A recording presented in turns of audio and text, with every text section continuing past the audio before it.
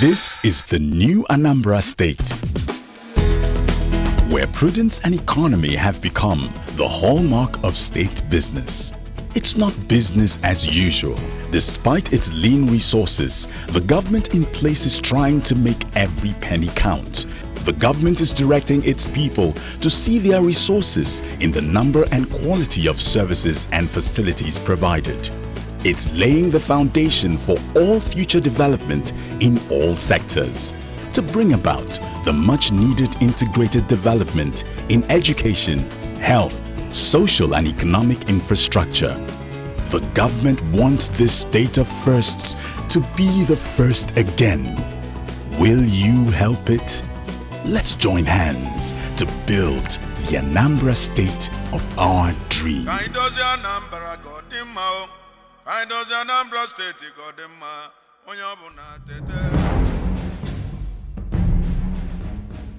Dateline, March 17, 2006, Awka, Anambra State. Peter Obi was sworn in as governor of the state. His vision for Anambra to develop all sectors simultaneously, summed up in the Anambra Integrated Development Strategy, ANIDS. It's one thing to have a vision, it's another thing to have a strategy for the delivery. ANIDS is a strategy for the delivery of our vision. It is a process that allows us proper planning, budgeting, execution of the plan, supervision, and ensuring delivery of our plan. 8 years later, has Governor Peter Obi's administration performed to par? Has he met his own expectations? Here are the facts, you draw the conclusions. Fact: essentially, he has restored relative peace to the state, creating an enabling environment for inflow of investments and new industries. Fact: he has constructed and rehabilitated over 900 kilometers of roads, giving Anambra perhaps the best rural network of roads in Nigeria.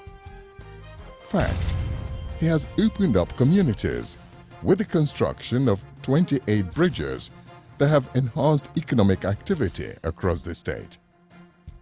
Fact: he has revamped the health sector with the construction of the Anambra State University Teaching Hospital and giving grants to missionary health institutions to enhance service delivery. Now, these institutions have gained accreditation. Fact: he returns schools to the missionaries and still funds them, which has influenced the rise in the standard of education in the state. Fact: he was the first to build 2 mini stadia in the state. Fact: he has built the first state secretariat since the creation of the state. Fact: he has helped light up Anambra, as it were, by distributing over 1,000 transformers throughout the state.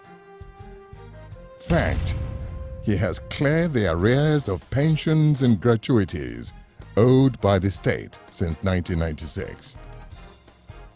Fact: he is building 2 major hotels and resource centers at Onitsha and Agulu. And the man is not yet finished. Let's see how he has tried to foster robust communication and ease economic activity among Anambarians by a system of road networks judged to be a regional best in Africa.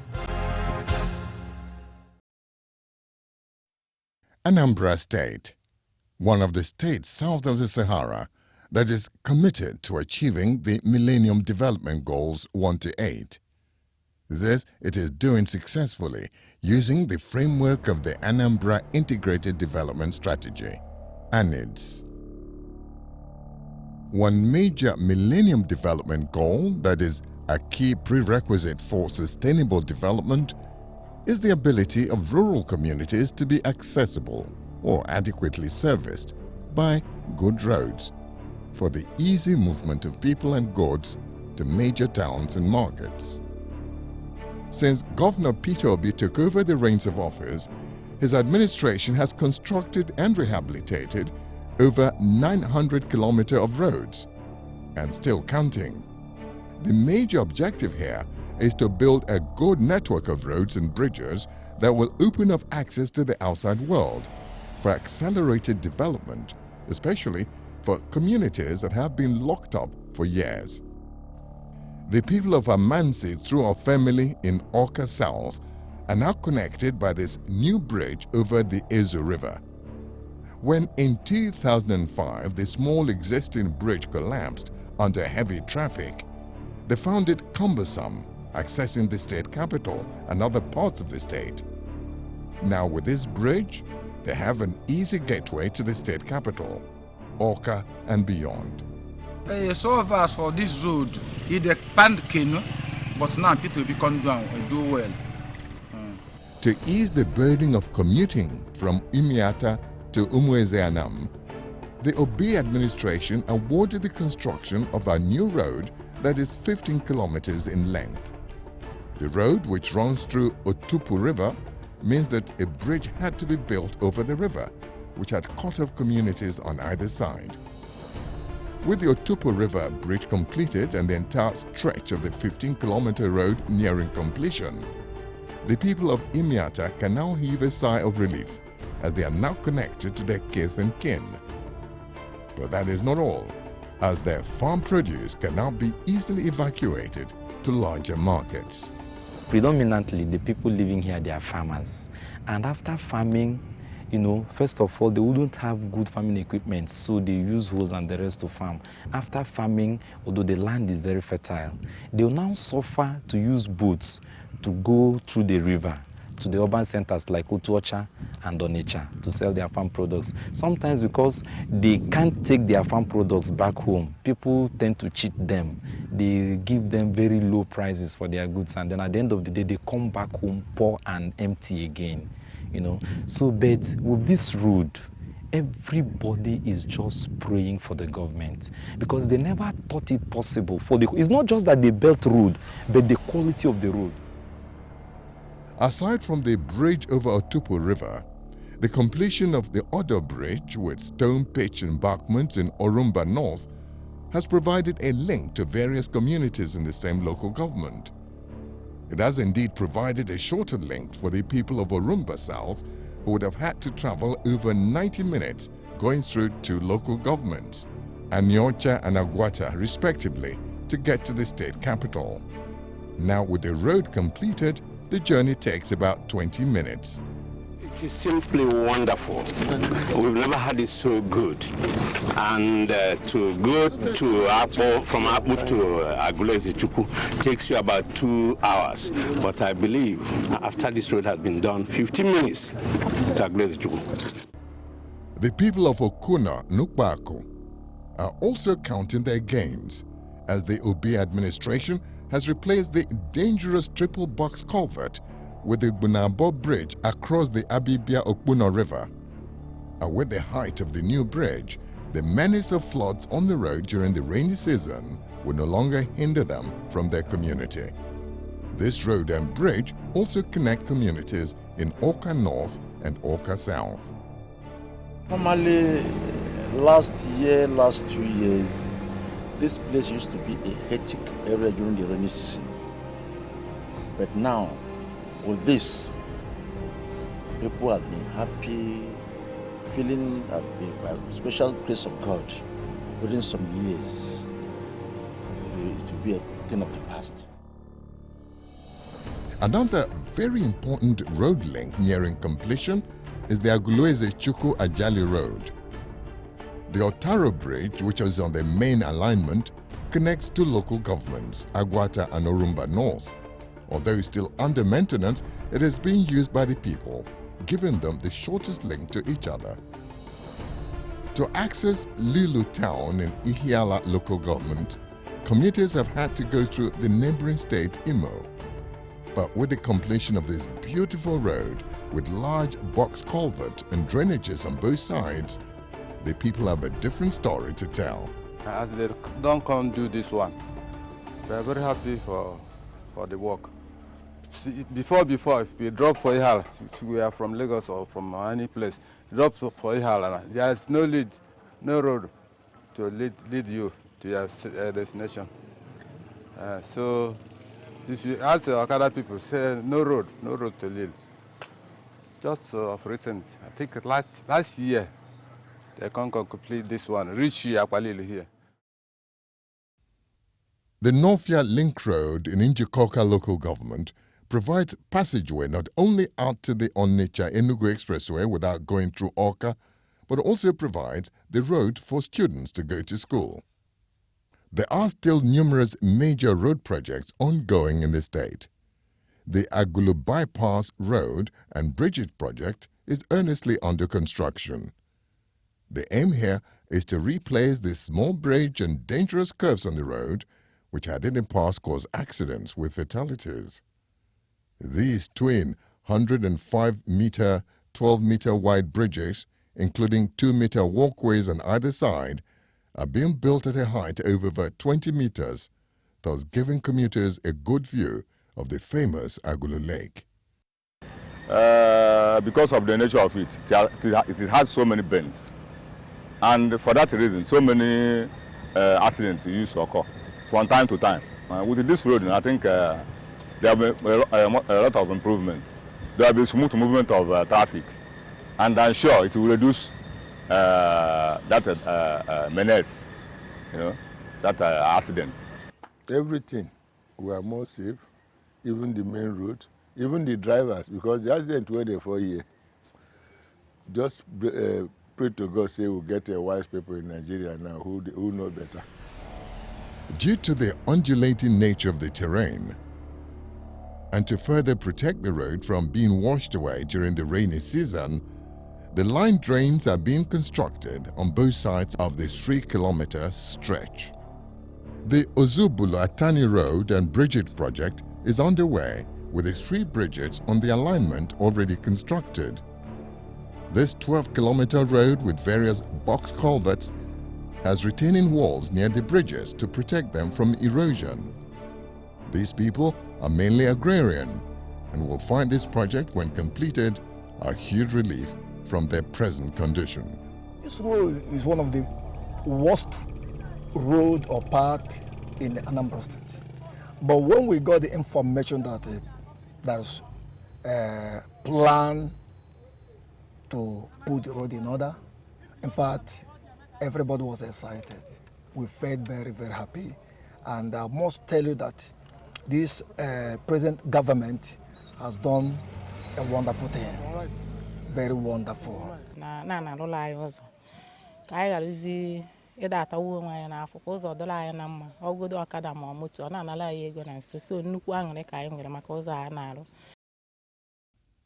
With the numerous road projects ongoing within the state, the Obi administration has taken measures to ensure quality and that the people get value for their money. Governor Obi has insisted that contractors handling their projects sign a maintenance bond of 5 years. This has ensured the good quality of roads seen in the state.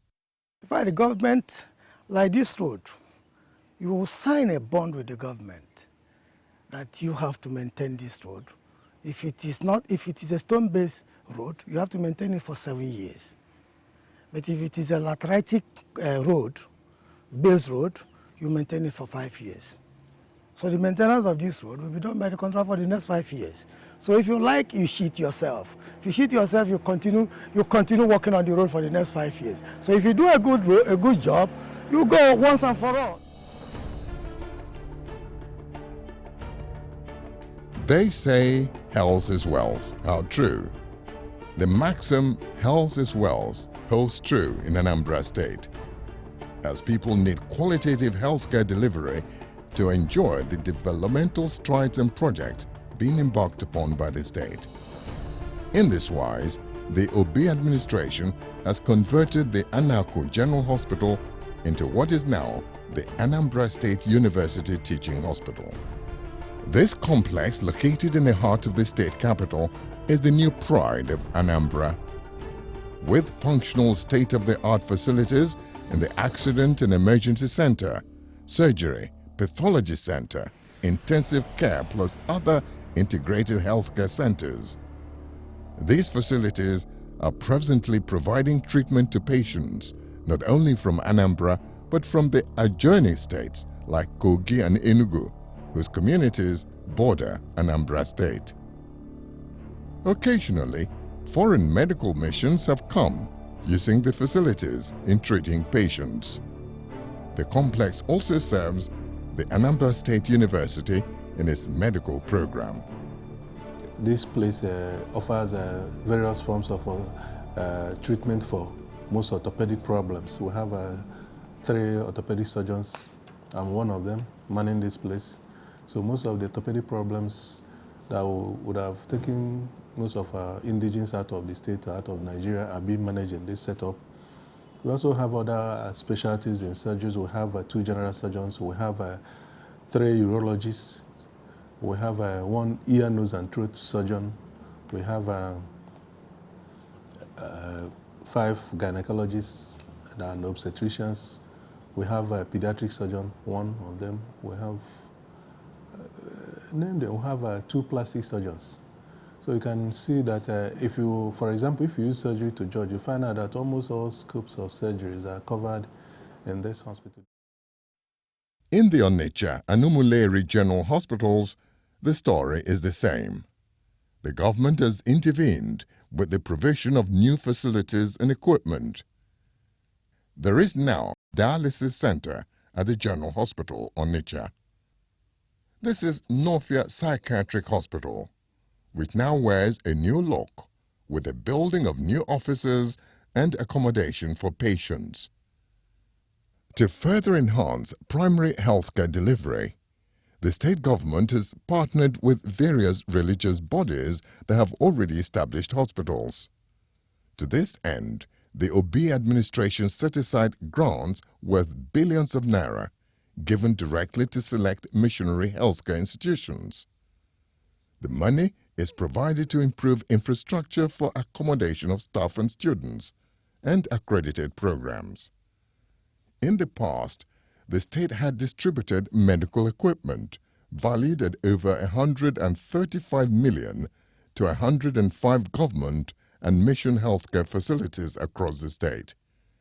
One of such benefiting missions is the Iyenu Hospital, Ogidi, Udemili North Local Government Area, which is over 100 years old in providing primary healthcare to the people. Historically, it was the first school of midwifery east of the Niger and has delivered many prominent Anambarians, including Emeka Yoko.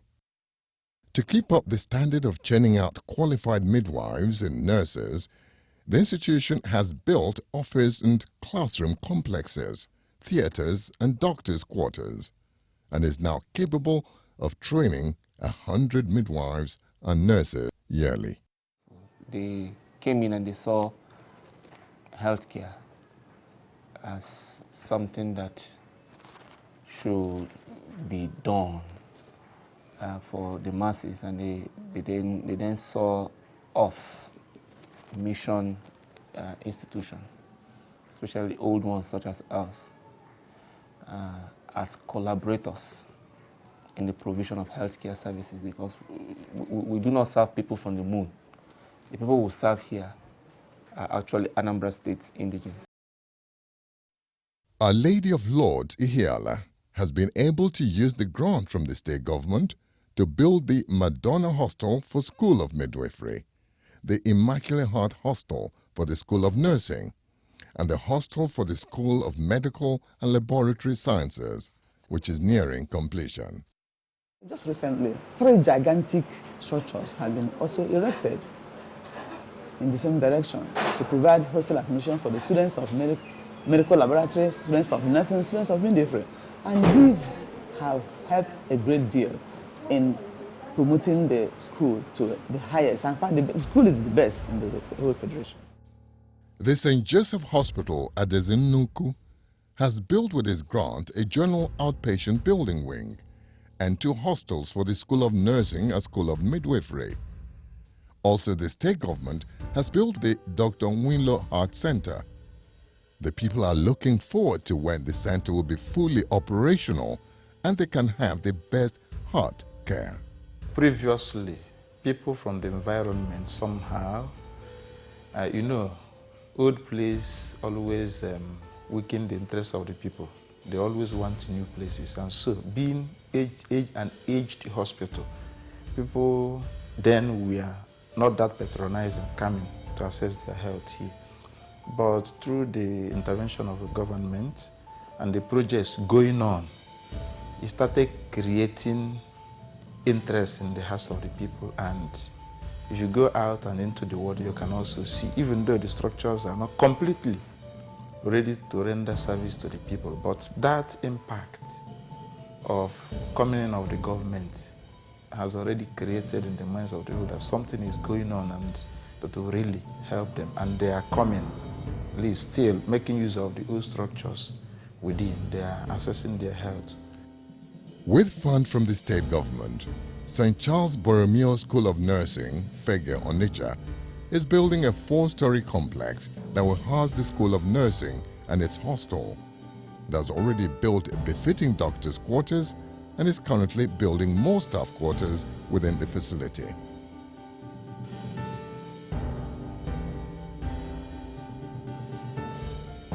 This magnificent facility is the ultra-modern maternity complex within the Holy Rosary Specialist Hospital and Maternity, Waterside, Onitsha. The healthcare complex also has a new building for a school of midwifery, which will be put to use as soon as the overhead water tank is completed.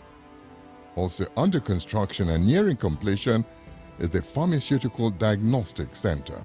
But you can see right behind me, this 3-story building, maternity complex, housing the clinic, the delivery area, the postnatal area, the children ward. So it has given a real positive impact to the output of the hospital.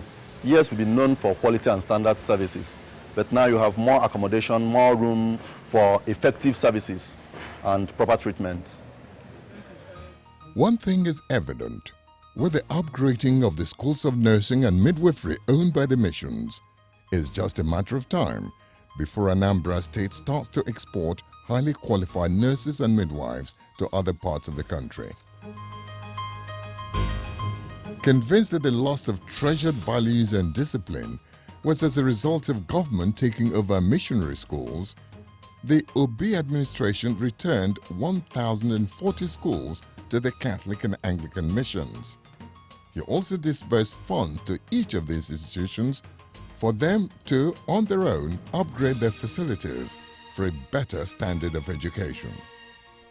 Going around the schools, one can see the huge improvements in the facilities and amenities in these institutions. The Obi administration has also impacted positively on tertiary institutions.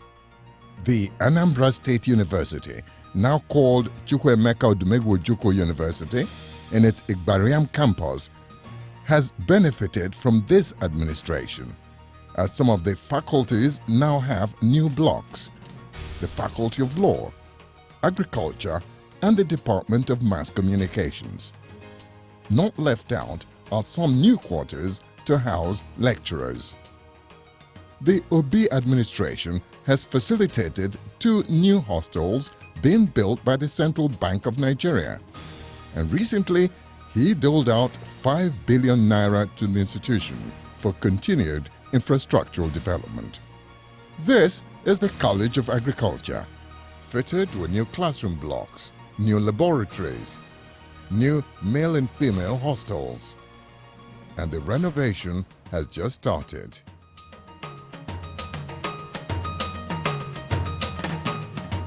From roads and bridges, integrated healthcare infrastructure to qualitative education, these are in the reckoning of discerning observers, snippets of the vision of the man and his administration, implemented through the instrumentality of ANIDS. And the story continues. Let the facts speak for themselves.